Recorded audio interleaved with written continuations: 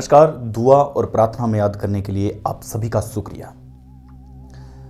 आज की जो सच्ची घटना है वो सच्ची घटना मैं आपको बताने जा रहा हूं। ये किस्सा जयपुर से जुड़ा हुआ है। धीरे धीरे मेरे किस्से जब खत्म होंगे तब आपके वो तमाम मेल, जब मैं ऐसे इन्वेस्टिगेशन करता था तब आपके बहुत से मेल आते थे, बहुत से व्हाट्सएप आते थे। वो कहानियों का संग्रह मेरे पास पड़ा है।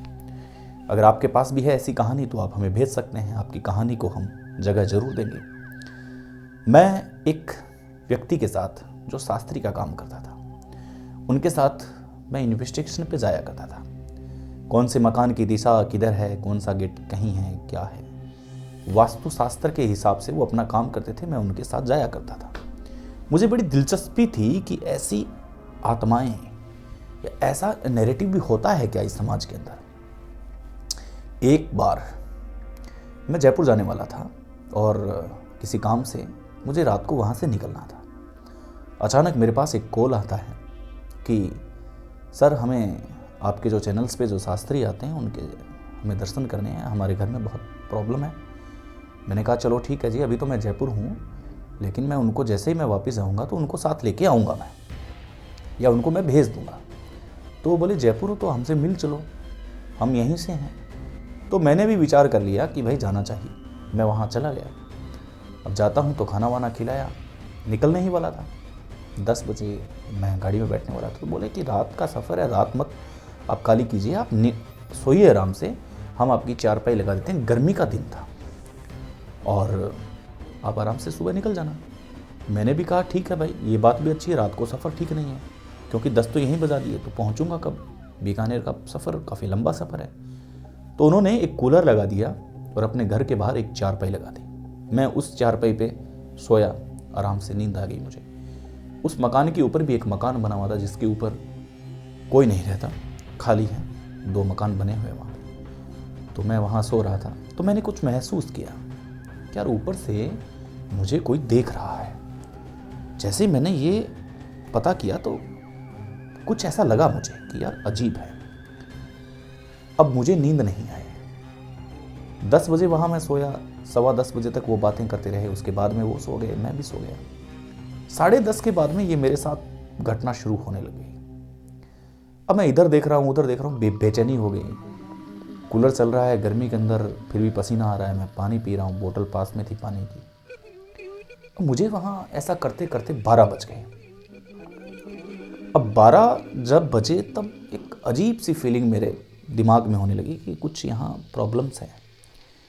मैंने वहाँ अपना सामान लिया, गाड़ी की चाबी ली, चश्मा उठाई और जो बैग था एक छोटा सा वो उठाया, गाड़ी के अंदर आके बैठा, गाड़ी को रिवर्स गियर में डाला, मोड़ी और सीधा मैंने सड़क लगा लिया। एसी मैंने तेज़ कर ली, एसी 3 नंबर पे कर ली मैंने। अब गाड़ी चल रही है। अचानक मुझे ऐसा फील हो रहा है कि मेरी गाड़ी के अंदर कोई बैठा है, पीछे वाली सीट पे। अब मैं मिरर में देखूं ऐसे करके कि कौन है, लेकिन मुझे कुछ नज़र नहीं आया। लेकिन मैं गाड़ी चलाऊं तो मुझे ऐसे लगे कि कुछ है यहाँ पे। वो जीवन का एक ऐसी मेरे साथ घटना थी, एक ऐसा पल था जिसको मैं मेरे जीवन काल में कभी भुला नहीं सकता। मैं गाड़ी की स्पीड को तेज़ करके बीकानेर की ओर आ रहा हूँ। फतेहपुर तक का जो रास्ता है वो रास्ता होगा, रात का सफ़र है तो आप 2.5 घंटों में कवर कर लेंगे उसको। लेकिन वहाँ आते आते मुझे सुबह के 4 बज चुके थे। गाड़ी की स्पीड को मैं तेज़ कर रहा हूँ, लेकिन गाड़ी तेज़ नहीं चल रही है। मुझे ऐसा लग रहा है जैसे गाड़ी के चारों जो पहिए हैं, चारों जो टायर हैं वो पंचर हो चुके हैं। अब रोकने की हिम्मत नहीं है। जैसा चल रहा है वैसा ठीक चल रहा है।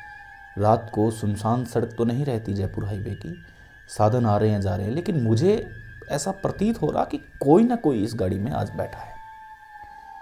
मैं बड़ी मस्ती से गाड़ी चला रहा हूँ।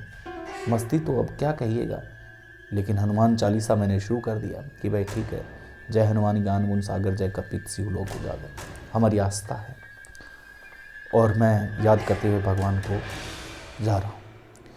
रोकने का ऐसा मेरा माइंड नहीं आया। होटल बहुत आते हैं, होटल पे रोक सकता हूँ, लेकिन मैंने कहा नहीं यार, होटल पे नहीं रोकेंगे। रोका तो बाहर कैसे निकलूँगा, ये बड़ी सिचुएशन थी। अब उस दिन मैं चला रहा हूँ गाड़ी, गाड़ी चल रही है अपने आप। अब मुझे नहीं पता मेरा दिमाग कहाँ है, मुझे पसीना आ रहा है, लेकिन एसी ऑलरेडी 3 नंबर पे है।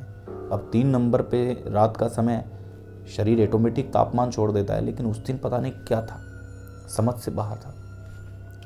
फतेहपुर के पास मैं पहुंचता हूँ।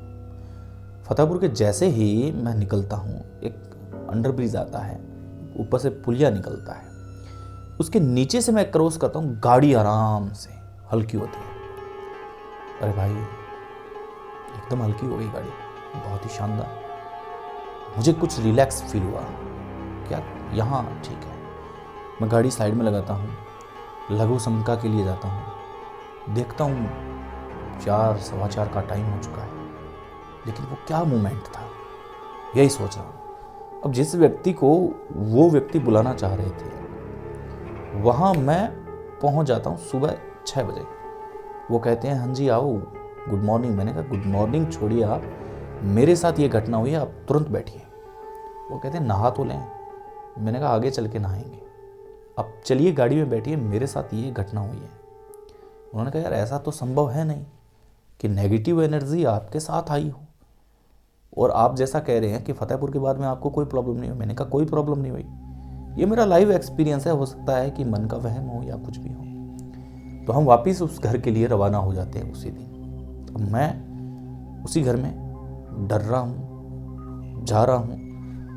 अब जैसे ही एंटर किया तो उसने घुसते ही बोला कि ये ठीक नहीं है, यहाँ कुछ प्रॉब्लम्स हैं। तो कुछ एक प्रॉब्लम्स, जैसे प्रॉब्लम्स बताई, वो कुछ उन्होंने कोई एक सर्किल कटा हुआ या कुछ ऐसी चीज़ें।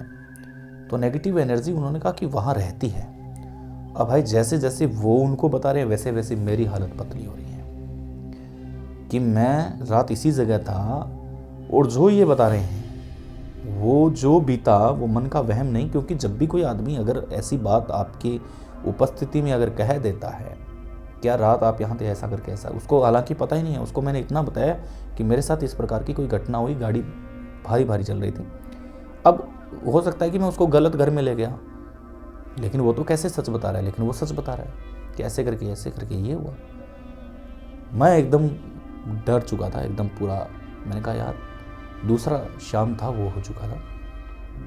अब ऐसे मन में फील था कि इसी जगह मैं सोया जिस जगह हम बैठ के सारी बातें कर रहे हैं। और जैसे जैसे अंधेरा हो रहा है वैसे वैसे मेरे दिमाग में ये सारी बातें आ रही हैं कि रात को इस प्रकार से मैंने नोटिस किया, इस प्रकार से ये हुआ।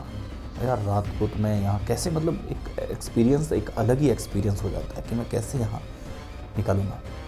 हम उस रात फिर वहीं रहे, ऐसा कुछ नहीं हुआ। उसके बाद में मैं कई दफ़ा वहाँ जाता रहा, लेकिन ऐसा कुछ नहीं हुआ। जो प्रॉब्लम्स थी वो प्रॉब्लम्स एक्चुअल में जा चुकी थी, ऐसा फिर कभी नहीं हुआ। अगर मन का वहम होता तो फिर उस जगह वापस नींद नहीं आई, लेकिन नहीं, ऐसा नहीं हुआ वापस कभी। तो ये एक एक्सपीरियंस, बड़ा एक एक्सपीरियंस था कि मतलब उस दिन मेरे साथ वो गाड़ी में कौन था। अब जैसा कि मैंने बताया कि मैं ऐसे इन्वेस्टिगेशन कर चुका हूँ, काफ़ी यात्राएं हैं जो मेरी इस संबंधित रही हैं। मुझे बड़ा शौक़ है इन चीज़ों को फील करने का, इन चीज़ों को देखने का कि ये क्या होती है, कैसे होती है। लेकिन एक इंसान है तो नैरेटिव है, इंसान स्वभाव से ही डरपोक होता है, तो जाहिर सी बात है कि हर इंसान डरता है।